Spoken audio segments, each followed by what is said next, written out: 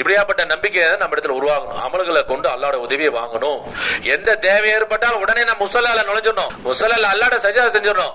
காய்ச்சலா உடனே எந்த இதுக்கும் நம்ம பயப்படவே கூடாது, சஜிதால விழுந்துடணும். முதல் உதவி ஃபர்ஸ்ட் எய்ட் அல்லாஹ்ட்ட நெருங்கிறது தான். டாக்டரை பாக்குறது, மருத்துவம் செய்யறது சுன்னத், இது ஆதத் சுன்னத்.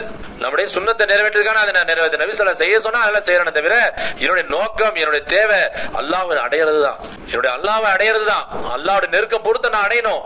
நான் அதுக்கான அல்லாஹ்ட்ட என்னுடைய பாவங்களை மன்னிக்கிறதுக்காக வேண்டி அல்லாஹ் எனக்கு கஷ்டத்தை கொடுக்குறான். அதனால என் பாவத்தை நான் மன்னிப்பு அல்லாஹ்ட்ட கேட்கணும். பாவ மன்னிப்பு அல்லாஹ்விடத்தில் நான் கேட்கணும். ஹாஜத்துடைய நஃபில் 2 கை தொழுது, யா அல்லாஹ் நான் எந்த பாவத்தின் காரணம் எனக்கு இந்த கஷ்டம் உண்டாயதோ, யா அல்லாஹ் எந்த தவறின் காரணமாக எனக்கு இந்த சிரமம் உண்டானுச்சோ அந்த பாவத்தை மன்னிச்சிரு, என்ன தௌபாவை ஏற்றுக்கொள்ள அல்லாஹ்விட மன்றாடி கேட்கணும். இஸ்திக்பார் செய்யணும், தௌபா செய்யணும் அல்லாஹ்விடத்துல. அல்லாஹ் தெளிவா குர்ஆன்ல சொல்லிட்டான், உங்களுக்கு வரக்கூடிய கஷ்ட நஷ்டங்கள் எதை கொண்டு உருவாகுது?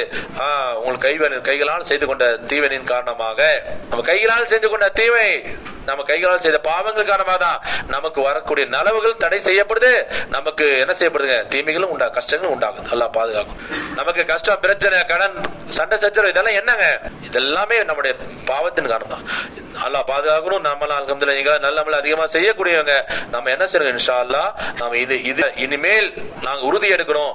என்னுடைய எல்லா நேரமும் அல்லாஹ்வை நெருங்குறது, அல்லாஹ்வோட பொருத்தத்துக்குரிய வாழ்க்கை வாழ்றதுதான் என்னுடைய நோக்கம் என்பதாக நாங்க நம்பணும். அது மாதிரி உறுதியா இருக்கணும் இன்ஷா அல்லாஹ். இதனால் வரைக்கும் என்னுடைய நோக்கம், என்னுடைய தேவை ஒண்ணு விளங்கணும். என்னுடைய நோக்கம் எது, தேவை எது என்பதாக விளங்கணும். நோக்கம் ஆகிரத்துடைய வாழ்க்கை, துன்யா உலக தேவை, துன்யா தேவை. நம்ம தேவைக்கான இந்த உலகத்துக்கு வந்திருக்கோம், தேவைக்கான உலகத்துக்கு வந்திருக்கோம். நம்முடைய நோக்கம் ஆகிரம் தான். ஆகிரத்தை அல்லாஹ்வோட பொருத்தத்தை சந்தோஷத்தை அடையணும், அல்லாஹ்வோட பொருத்தத்தை சந்தோஷத்தை நம்ம அடையணும். அதுதான் நம்முடைய நோக்கமாக வச்சு வாழணும் இன்ஷா அல்லாஹ். அப்ப நம்ம 24 மணி நேர வாழ்க்கையை நம்ம எப்படி வாழணுன்ற விஷயங்கள் நம்ம முஸாகரா செஞ்சிருப்போம். காலையிலிருந்து இரவு வரைக்கும், இரவுலேருந்து மறுநாள் எழுந்திருக்க வரைக்கும் 24 மணி நேர வாழ்க்கை நம்ம எப்படி செலவழிக்கணும், பயன்படுத்தணும். நம்ம சின்ன சின்ன விஷயங்கள் முஸாகரா செஞ்சிருப்போம்.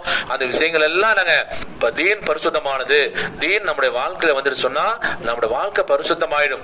நம்முடைய வாழ்க்கை சுவை மிகுந்ததாக, சந்தோஷமானதாக, கண்ணியமானதாக, நறுமணம் உள்ளதாக அல்லாஹ் மாத்திருவான் இன்ஷா அல்லாஹ்.